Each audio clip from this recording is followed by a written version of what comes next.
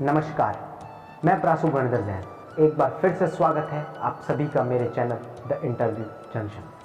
और आज एक बार फिर मैं आपको आध्यात्म की ओर ले जा रहा हूँ। आज मैं आपको एक ऐसे व्यक्ति से मिलाने जा रहा हूँ जो लौकिक क्षेत्र में भी शिक्षक हैं और आध्यात्मिक क्षेत्र में भी शिक्षक हैं, और इन्होंने अपने पिताश्री की तरह दोनों ही क्षेत्रों में उच्च पद को प्राप्त किया है। जिन्होंने शैक्षिक क्षेत्र में प्रधानाध्यापक का पद और आध्यात्मिक क्षेत्र में प्रतिष्ठाचार्य के पद को सुशोभित किया है। अगर इन्हें मैं आज का आधुनिक गणधर कहूं तो इसमें कोई दो राय नहीं है। शतवदाधिक प्रतिष्ठाएं कराने वाले प्रतिष्ठाचार्य, जिन्हें प्रतिष्ठा सम्राट युगश्रेष्ठ प्रतिष्ठाचार्य की उपाधि से नवाजा गया, जिन्होंने राष्ट्रीय स्तर के साथ अंतर्राष्ट्रीय स्तर तक प्रतिष्ठाएं करवाई। और एक खास बात जो इनके पिताश्री से इन्हें विरासत में मिली, लोग मंदिर में अपना घर ढूंढते हैं, लेकिन इन्होंने अपने घर को ही मंदिर बना दिया। तो आइए मिलते हैं आधुनिक युग के मार्तंड प्रतिष्ठाचार्य पंडित मोतीलाल जी मार्तंड के सुपुत्र प्रतिष्ठा सम्राट युगश्रेष्ठ प्रतिष्ठाचार्य पंडित सुधीर जी मार्तंड से, और जानते हैं इनके आध्यात्मिक जीवन के बारे में। नमस्कार प्रोफेसर। जय जिनेन्द्र। बहुत बहुत स्वागत है आपका। शुरुआत सवालों की आपके पिताश्री से ही करूंगा मैं, क्योंकि आपके पिताश्री बहुत बड़े प्रतिष्ठाचार्य थे।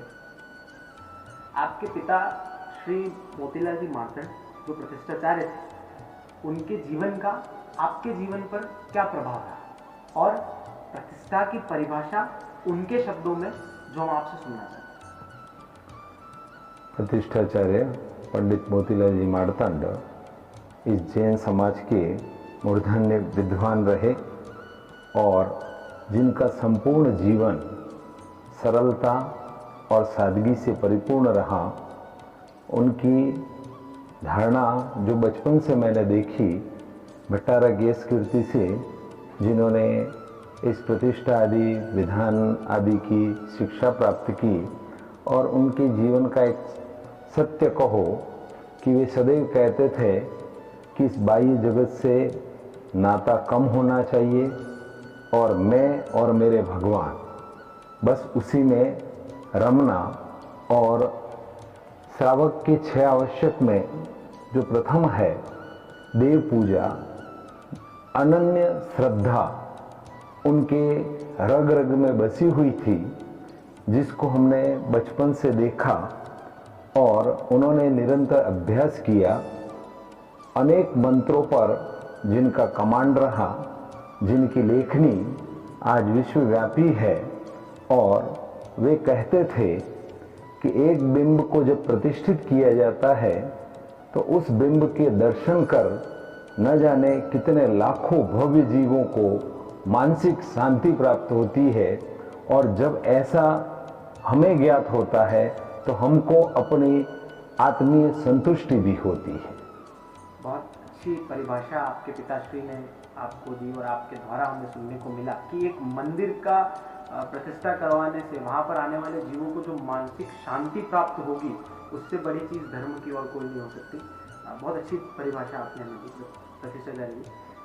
प्रतिष्ठाचार्य जी ये कहते हैं कि प्रतिष्ठा की जो विधि है उसको जितनी शुद्धता से करेंगे, मूर्ति में उतनी ही चमक आती है। तो आज के इस युग में शुद्धता को बनाए रखने में आपको किन किन चुनौतियों का सामना करना पड़ा?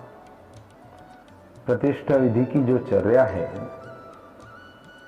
इसमें मंत्रों की शुद्धता दोनों होना अनिवार्य है। लेकिन आज क्या हो गया कि 2-5 शादियां कराने के बाद या 8-10 विधान कराने के बाद स्वयं के नाम के आगे एक डिग्री लग जाती है प्रतिष्ठाचार्य के रूप में, और समाज तो इससे अनभिज्ञ होता है, और वे समाज को भ्रमित करते हैं। बाहरी चकाचौंध दिखाकर ये जो प्रवेश हो रहा है, जबकि प्रतिष्ठाचार्य का आवश्यक लक्षण सबसे पहला आता है, वो है कि वो एक सदगृहस्थी और कुलीन हो, जिसका वंश परम पवित्र हो। दूसरा आता है जिसने अपने जीवन में किसी निष्णात प्रतिष्ठाचार्य के अंतर्गत रहकर समग्र रूप से अध्ययन किया हो, जिसका मंत्रों के ऊपर कमांड हो, वही प्रतिष्ठा विधि करने का अधिकारी होता है। लेकिन आजकल इसको व्यावसायिक रूप में ले लिया गया है और समाज इस बारे में कभी निर्णय नहीं करती है कि मंत्र जो बोला जाता है, यदि एक माला किसी मंत्र की पूरी कर दी जाए और जिसने उस मंत्र को सिद्ध किया है, यदि वो एक बार भी उस मंत्र का शुद्ध उच्चारण करेगा तो वो एक माला से कई गुना ज़्यादा प्रभावी होगा। और चुनौती में तो यही है कि पंथवाद, हालांकि हम लोग तो सदैव से किसी पंथवाद में नहीं हुए, हम तो कहते हैं हमारा आगम का पंथ है और जो हमारे आगम में विधि आई है उसके अनुरूप प्राण प्रतिष्ठा और प्रतिष्ठापना की संपूर्ण विधि करने के पश्चात हम चाहते हैं कि समाज, जैन समाज तो जुड़े, तोड़ने का कहीं भी नहीं आया है। लेकिन आजकल देख रहे हैं विभिन्न पंथवादों में समाज उलझता जा रहा है, पहले से संख्या में कम है और इसी तरह यदि पंथवादों में बढ़ते जाएंगे तो न जाने आगे भविष्य क्या होगा, कहा नहीं जा सकता। एक बहुत अच्छा संदेश भी इस चुनौती में आपने दिया कि पंथवाद में ना बटकर और एक जैन धर्म को ही अपने सामने रखकर माना जाए, तो इससे बड़ा धर्म हमारे लिए और कोई नहीं होगा। अगर आपको मैं इस युग का आधुनिक गणधर कहूँ तो इसमें कोई दोहराया नहीं है, लेकिन इस गणधर के किरदार को सार्थकता से निभाना उतना ही मुश्किल है जो कि आप बखूबी निभाते हैं। तो इतनी तल्लीनता से किसी भी प्रतिष्ठा को करवाने का राज, क्योंकि आप 500 से भी अधिक प्रतिष्ठाएं करा चुके हैं, अगर शतवधाधिक प्रतिष्ठाएं कहें तो उसमें कोई दोहराया नहीं, तो इतनी तल्लीनता से प्रतिष्ठा करवाने का राज क्या है? प्रासुक जी, गणधर वे तो जिनेंद्र भगवान की दिव्य देशना को समझ सकते हैं, हम तो उनके सामने कुछ भी नहीं है। हाँ, प्रतिष्ठा विधि में हमने जो आगम पुराणों में, प्रतिष्ठा पाठों में और पूर्वाचार्यों के द्वारा वर्णित जो विधि बताई है, उसके अनुसार प्रत्येक मंत्र और मंत्र के साथ उस जिन बिंब में संस्कार आरोपण करने का कार्य करते हैं। जिस तरह से एक डॉक्टर यदि सर्जन है तो उसे अपने विषय की पूर्ण दक्षता होना आवश्यक है और दक्षता के साथ साथ उसे ये भी ज्ञात होना चाहिए कि आगे क्या कठिनाइयाँ आ सकती हैं। यदि उसका निराकरण करने के लिए वो समर्थ नहीं है तो उसका सर्जरी करना व्यर्थ हो जाता है। उसी तरह से यहाँ प्रतिष्ठा पाठों में जो विधि दी है उसको आधुनिक युग को भी जोड़ते हुए प्रत्येक विधि को यहाँ पर एक साथ उसका पूर्ण ज्ञान होना चाहिए। यहाँ तक इसमें आता है कि सबसे ज़्यादा मंत्र जिसका उच्चारण किया जाए, और जब तक मंत्र का उच्चारण नहीं होगा सही, तब तक वो मंत्र कोई भी प्रभाव नहीं डालेंगे। लेकिन आज यही हो गया, क्योंकि नई पीढ़ी जब आती है उसे इसके बारे में कोई जानकारी नहीं है, जो बोला गया वो सत्य है, उसी को मान लिया जाता है और स्वीकार कर लेते हैं। वास्तव में जिसको मंत्रों के ऊपर दक्षता हो, पारंगत हो, वही मंत्रों का करने का अधिकारी होता है, तभी तो प्रतिमाओं में तेज या अतिशय आएगा। बहुत अच्छा संदेश दिया है हम जैसी नई पीढ़ी को आपने कि मंत्रों की जो शुद्धता है वो होनी बहुत ज़रूरी है आज के इस युग में, क्योंकि अगर मंत्रों में शुद्धता होगी तभी उतना ही प्रभाव मूर्ति पर पड़ेगा। प्रतिष्ठाचार्य जी, आप जैन धर्म से हमेशा से जुड़े हुए रहे हैं, पारिवारिक रूप में भी आप हमेशा से जैन धर्म से जुड़े हुए रहे और बाद में आप प्रतिष्ठाचार्य बनने के बाद आपने जैन धर्म की प्रभावना तो की ही है। लगभग 35 सालों से आप जैन धर्म की प्रभावना करते आ रहे हैं। तो इन 35 सालों में अगर हम कहें कि जैन धर्म आपने कितना समझा, आपके शब्दों में जैन धर्म क्या है, और दूसरा जैन धर्म को समझने के बाद उसे आपने अपने चरित्र में कैसे उतारा एक प्रतिष्ठाचार्य होने के नाते, क्योंकि कई बार हम धर्म को समझ लेते हैं लेकिन उसे चरित्र में उतारना मुश्किल होता है। तो हम आपसे जानना चाहते हैं कि आपने उसे अपने चरित्र में कैसे उतारा। धर्म एक ऐसा शब्द है जो सबको शरण देता है। जब संसार के सारे मार्ग बंद हो जाएं कहीं कोई आसरा नजर न आए, ऐसे समय में एकमात्र यदि सहारा होता है तो वो धर्म है। बाल्यकाल में पिताश्री उनकी छत्र छाया में जब अनुभव से सीखा तो वे कहते थे कि धर्म एकमात्र ऐसा है जो कभी पक्षपात नहीं करता और किसी भी जीव का पतन नहीं होने देता, जो सदैव आत्मा के गुणों को विकसित कराता है, उसी का नाम तो धर्म है। और धर्म एक ऐसा मार्ग कहा जाता है जो आज के युग में, चूंकि दो शब्द आते हैं, चिंता और चिता, जिसमें केवल एकमात्र बिंदी का अंतर है, और ये टेंशन, आज सारा संसार चिंता में डूबा है जो चिता की ओर अग्रसर करता है। लेकिन धर्म एक आत्मीय शांति, जिसे मानसिक शांति कहा जाता है, उसको प्रदान करता है और वह चिता से दूर होता है। हालांकि वो ध्रुव सत्य है, वहां तो जाना ही है, लेकिन असमय वो उसकी ओर अग्रसर नहीं होगा। तो धर्म ही एकमात्र कारण है जो आपको चिता से दूर रखेगा। ये एक बहुत अच्छी नई परिभाषा हमने सुनी है आपसे भ्रष्टाचार्य। आज के इस आधुनिक युग में हम जब युवाओं द्वारा ये सुनते हैं कि मंदिर नहीं बनवाकर उसकी जगह पर कोई और स्थान, जैसे कि अस्पताल है और दूसरी जो अन्य चीज़ें हैं जो मानव जाति की सेवा के लिए काम में आती हैं, ऐसी स्थान बना दिए जाए, तो इसको एक प्रतिष्ठाचार्य होने के नाते आप कैसे देखते हैं और ये कितना ज़रूरी हो गया आज के समय में, मंदिर अपनी जगह पर और बाकी सारी स्थान अपनी जगह? इसमें अगर आप अंतर स्पष्ट कर दें तो हमें आसानी होगी समझने। रासुक जी, शरीर में यदि कोई रोग हो जाए तो उसका इलाज एक डॉक्टर के माध्यम से, हॉस्पिटल के माध्यम से किया जा सकता है, लेकिन आत्मा के अंदर जब रोग लग जाए तो उसका इलाज केवल मात्र मंदिर में हो सकता है, जहां मानसिक शांति दर्शन मात्र से प्राप्त होती है। हमारे आगम में तो यहाँ तक उल्लेख किया गया है कि पंचम काल में यदि उत्कृष्ट तप न कर सको, साधु न बन सको, तो भी एक सरलतम मार्ग है और वो मार्ग है जिन पूजा। और उसी को जो प्रथम कर्तव्य भी है, जिनेंद्र भगवान की आराधना करके भव भव में जो इकट्ठे किए हुए पाप के बंद हुए हैं, उन सब से बचा जा सकता है।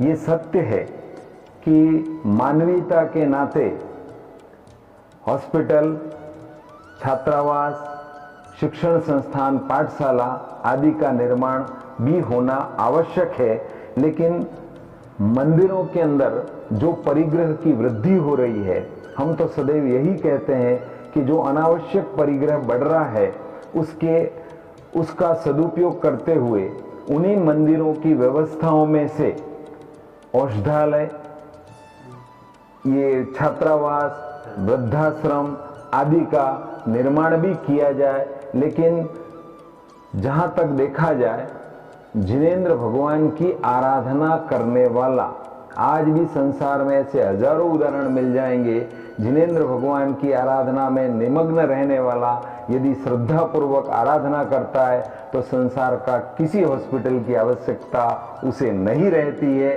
ये तो एक अवलंबन है जिसको आज बना दिया गया है। आयु जब पूर्ण होती है, कोई भी मंत्र, तंत्र और हॉस्पिटल या वैद्य आज तक किसी को नहीं बचा सकता है। और जीव मात्र या आत्मा का कहो तो एक अंतिम ध्रुव सत्य है, और वो है परमात्मा और आत्मा का मिलन होना। मंदिर नहीं बनाना जो तर्क दिया जाता है आज, मैं एक सीधा सा प्रश्न कर रहा हूं प्रसूक जी। व्यक्ति एक है, और विशेषकर जैन समाज में आज परिवार भी इतने छोटे हो गए, फिर उसे 5 मकान की क्यों आवश्यकता है? व्यक्ति यदि एक है तो एक समय में एक ही स्थान पर तो रहेगा। लेकिन ये सारे प्रश्न वहां नहीं आकर जिनालय की स्थापना जहां की जाती है वहां पर आते हैं। अरे आज तो इतना युग परिवर्तित हो गया है, व्यक्ति जहां रहता है यदि वहां से दूरी होगी मंदिर की तो वह वहीं से प्रणाम कर लेगा और कहेगा कि मंदिर तो इतना दूर है, बहाना ही तो ढूंढता है। लेकिन जहां आबादी बढ़ रही है, जैन समाज विशेष की, तो वहाँ जिनालय का होना तो अनिवार्य है। हम ये नहीं कह रहे कि बहुत बृहत्तम जिनालय बनाए जाएं, लेकिन कभी हमारे यहाँ होता था कि कोई घर ऐसा शेष नहीं होता।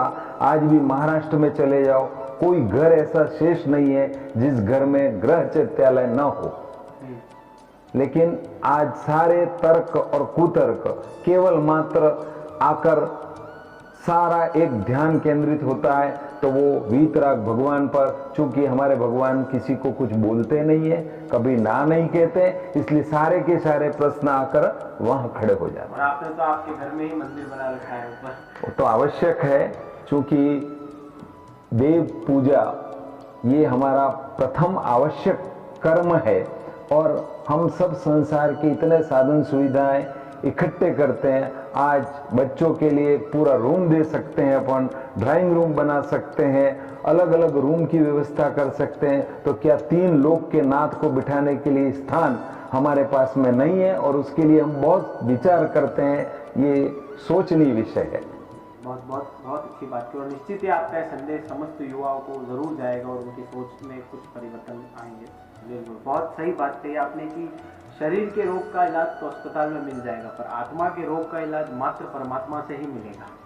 भ्रष्टाचार्य जी, प्रतिष्ठा में धर्म प्रभावना के अलावा जो मानव सेवा के लिए, मानव जाति की सेवा के लिए आपने जो भी सेवा कार्य किए हो, वो अगर आप हमें पता करें। देखिए, प्रतिष्ठा करना ये जिन धर्म की प्रभावना का एक अंग है, लेकिन हमारा उद्देश्य आज से नहीं, विगत 30 वर्षों से यही रहा कि वहाँ पर जो भी आय हो रही है, उसका कुछ भाग असहाय निशक्त जन हमारे जितने भी हैं उनकी सेवा के लिए समर्पित किया जाए।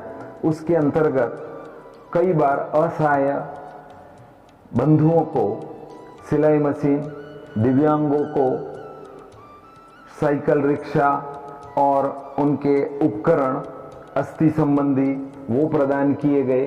तिजारा जैसे में बीएड कॉलेज उसकी स्थापना की गई और कई वृद्धाश्रम आदि की स्थापना भी विभिन्न विभिन्न आयोजन में की है। और आजकल तो एक उद्देश्य बना लिया है कि महानगरों में जितने भी आयोजन हो रहे हैं उसमें जो आय हो रही है, इनकम हो रही है, उसका कुछ हिस्सा वहाँ पर एक औषधालय निःशुल्क चलाने के लिए किया जा रहा है, जिसमें मात्र एक पर्ची, वो भी व्यवस्था की दृष्टि से 10 रुपए की निकाली जाती है। उसके बाद में जो भी औषधि आदि लग रही है, सब की सब उस समाज या ट्रस्ट की ओर से दी जाती है। चूंकि मानव सेवा से बढ़कर और कोई सेवा तो हो नहीं सकती है। इसी के साथ कई गौशालाएं आदि भी स्थापित की गई, विभिन्न चैरिटेबल ट्रस्ट जिनमें हमें ट्रस्टी बनने का सौभाग्य मिला। तो हमारी भावना तो यही रही कि हम जितनी सी ज़्यादा से ज़्यादा जीव दया और मानव सेवा कर सके, क्योंकि इससे बढ़कर के कोई और उपकार संसार में हो नहीं सकता। बहुत अच्छा, आपकी सेवाओं से जरूर लोगों को ये प्रेरणा मिलेगी। आपने सिर्फ राष्ट्रीय स्तर पर ही नहीं बल्कि अंतर्राष्ट्रीय स्तर पर भी प्रतिष्ठाएं करवाई हैं, देश के अलावा विदेश में भी। हमारे देश में तो करवाई ही है, विदेश में भी आपने प्रतिष्ठाएं करवाई हैं। तो वहाँ जो क्रियाएं हैं और लोगों की जो विदेश में धर्म करने की जो क्रियाएं रहती है उसमें और हमारे यहाँ जो हम क्रियाएं करते हैं उसमें आपको कितना अंतर समझ आया कि हाँ यहाँ पर इतना अंतर है, वहाँ उतना अंतर है, और कोई एक अच्छी एक पॉजिटिव बात जो वहाँ पर हो हमारे यहाँ नहीं हो और यहाँ पर हो वहाँ नहीं, ऐसी चीज़ें आपने जो महसूस की हो, आपका अनुभव रहा? तासुक जी, आपने भी बहुत सोच समझ कर ये प्रश्न किया है। भारतवर्ष में तो कोई प्रांत शेष नहीं रहा जहाँ धार्मिक आयोजन या प्रतिष्ठा आदि करने का सौभाग्य न मिला हो। विदेशों में भी विभिन्न विभिन्न स्थानों पर समय समय पर प्रतिष्ठापना आदि करने का सौभाग्य मिला। आज विश्व में हजारों प्रतिमा जी यहाँ से प्रतिष्ठित होकर भेजी गई, जो संपूर्ण विश्व में जहाँ जहाँ भी हमारे जैन भाई हैं वहाँ पर चैत्यालय आदि स्थापित किए गए। आपने कहा कि वहाँ की विशेषता, मैं पाश्चात्य की और अग्रसर होने की तो बात करता ही नहीं हूँ, लेकिन एक अनुभव जो मैंने प्राप्त किया है विभिन्न विगत वर्षों में, वो ये देखा है कि जो पाश्चात्य में रहते हुए भी जो दृढ़ श्रद्धा जिनेंद्र भगवान के प्रति उन लोगों में है, उतनी हमारे भारतवर्ष में नहीं देखने को मिल रही है। और विशेषकर युवा पीढ़ी, जब हम न्यू जर्सी में प्रतिष्ठा कर रहे थे तो सारी युवा पीढ़ी, यहाँ तक कि 56 कुमारिकाएं, लोकांतिक देव आदि वो लोग बने जिन्होंने बिल्कुल बॉन्डेड अपना बताया था कि हम किसी भी प्रकार का कोई भी मादक पदार्थ का सेवन नहीं करते हैं। जबकि हम लोग भी यहाँ इंडिया में होकर भी कभी ऐसे प्रश्न न तो अपने समाज के प्रतिनिधियों से करते हैं, लेकिन वहाँ स्पष्ट उल्लेख था कि कोई भी किसी भी प्रकार का ड्रिंक या मांसाहार आदि का व्यसन करता भी हो तो वो न तो इंद्र बन सकता है, न इस आयोजन में पात्र बन सकता है। वास्तव में उनकी जो श्रद्धा है, उस श्रद्धा के सामने हमारे यहाँ जो श्रद्धा व्यक्त की जाती है, मैं सोचता हूँ बहुत बहुत दूर हैं हम भी उससे। अब अभी हम उससे बहुत दूर हैं। बहुत दूर हैं। एक बहुत अच्छा आपने हमें बताया कि वहाँ पर जो धर्म को निभाने की जो क्रिया है वो कितनी उनके हिसाब से कितनी डेवलप तरीके से वो उसको निभाते हैं। अंत में मैं आपसे यही कहूँगा कि कोई धार्मिक संदेश आप देना चाहें लोगों को। अभी कोरोना काल भी चल रहा है, इस विकट परिस्थिति से हम लोग गुजर रहे हैं और इस ऐसे में अगर कोई धार्मिक संदेश आपके माध्यम से जनता को प्राप्त होगा तो हमारे लिए बहुत सौभाग्य की बात होगी। तो कोई एक धार्मिक संदेश आप देना चाहें जनता को।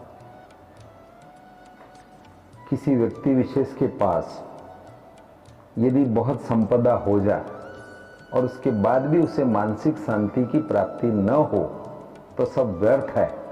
तो सबसे बड़ा धन तो कहलाता है कि शांति, जहाँ भी वो रहे, जिस वातावरण में रहे, चाहे वो गृहस्थी में रहे, परिवार में रहे, उसे परम शांति का अनुभव होना चाहिए। और ये शांति पाश्चात्य या भोगोपवास से कभी प्राप्त नहीं हो सकती। हमारी भावी पीढ़ी उसे जब तक हम सद संस्कार नहीं देंगे तो वह पीढ़ी इस पाश्चात्य की नकल करने की ओर चलेगी। आज हम देख रहे हैं सारा विश्व भारत की ओर अग्रसर हो रहा है और वो उनसे पूछा जाए क्यों आते हो इंडिया में, तो वह कहते हैं हम शांति की खोज में आए, और हम लोग वहाँ क्रांति की खोज में उधर दौड़ रहे हैं। इससे बड़ा और क्या आश्चर्य होगा। शांति जब तक जीवन में नहीं है, कितनी भी संपदा हो जाए, कितने भी भव्य महल हो जाए, कितनी भी गाड़ियां हो जाए, कोई उसका प्रयोजन नहीं है, क्योंकि मानसिक शांति ही आत्मीय शांति है। और जीव मात्र का यही उद्देश्य होता है कि जितना भी जीवन यापन करे वो आनंद पूर्वक और शांति पूर्वक व्यतीत करे। यही तो मुख्य उद्देश्य है। बहुत बहुत धन्यवाद सतीश आचार्य, आपने अपना अमूल्य समय हमें दिया। जय हिंद। धन्यवाद तो प्रासुक जी आपको है। जो मैं बात कर रहा था अभी संस्कार की, मुझे बड़ा आनंद आ रहा है कि मेरे परम मित्र घनधर जी, उनके सुपुत्र प्रासुक जी, और जब मैंने इनसे बात की, शायद पहली बार खुलकर बात की होगी, और इन्होंने कहा कि जहाँ ये कार्य करते हैं या जिस शिक्षण प्राप्त कर रहे हैं वहाँ भी मैं प्रतिदिन मंदिर जाता हूँ। सुनकर मुझे बड़ा ही अच्छा लगा, क्योंकि मेरी तो भावना यही रहती है कि आज हम एक बच्चे को लेकर स्कूल बस के इंतजार में एक माँ 1 घंटे तक खड़ी रह सकती है, लेकिन 2 मिनट उंगली पकड़कर उसे कभी मंदिर नहीं ले जाती है। तो ये जो हमारी आने वाली भावी पीढ़ी है, जो बचपन से हम संस्कार के बीज बो रहे हैं, यदि वो बीज सही नहीं बोए जाएंगे तो न जाने ये आगे पीढ़ी हमको कहाँ लेके जाएगी। धर्म और आयतन तभी तक सुरक्षित रहेंगे जब हमारी पीढ़ी उनको संभाल लेगी, और आप उसी मार्ग में आगे चल रहे हो। ये मेरे लिए ज़्यादा प्रसन्नता का अनुभव हो रहा है मुझे। बहुत बहुत धन्यवाद आप मेरा प्रोत्साहन करने के लिए। एक बात मैं इसमें जोड़ना चाहूँगा जो आपने कही, जहाँ पर मैं रहता हूँ नोएडा में, मैं वहाँ रोज मंदिर जाता हूँ। एक प्रसंग मेरे साथ कुछ समय पहले घटित हुआ था। जब मैं पहली बार नोएडा में गया था, तो जैसे ही हमने वहाँ पर ये कहा कि हम केसरिया जी से, हम ऋषभदेव से हैं, तो वहाँ से हमारे सामने जो उनका फर्स्ट रिएक्शन आया वो यही था कि आप सुधीर जी मार्तंड के वहाँ से, तो वहाँ पर मेरा मंदिर से जुड़ाव आप ही के नाम से हुआ। तो कहीं ना कहीं आपका जो महामंडल था वो मेरे इस काम आया कि मैं मंदिर से जुड़ा हुआ रहूं। और उसके बाद में जब भी वहाँ विधानों में जाता था तो वो मुझे विधान करने के लिए बैठाते थे, वो यही कहते थे कि आप मार्तंड जी के वहाँ से हैं, आपको ज्ञान होगा ही इन सब चीज़ों का। ऐसा तो कहीं ना कहीं इसमें आपका भी बहुत बड़ा रोल था मेरी इस चीज़ के पीछे। बहुत बहुत धन्यवाद आपको। धन्यवाद। आपने अपना मूल्य समय हमें दिया, बहुत बहुत धन्यवाद। चलिए, तो ये थे हमारे साथ आधुनिक युग के गणधर, प्रतिष्ठा सम्राट, युगश्रेष्ठ प्रतिष्ठाचार्य पंडित सुधीर जी मार्तंड, जिनसे हमने जैन धर्म के विषय और आध्यात्म के विषय पर चर्चा की। आगे और भी ऐसे व्यक्ति विशेष से मिलते रहें। तब तक के लिए अपना ध्यान रखें, सुरक्षित रहें, सामाजिक दूरी बनाए रखें। नमस्कार, धन्यवाद, जय जिनेन्द्र।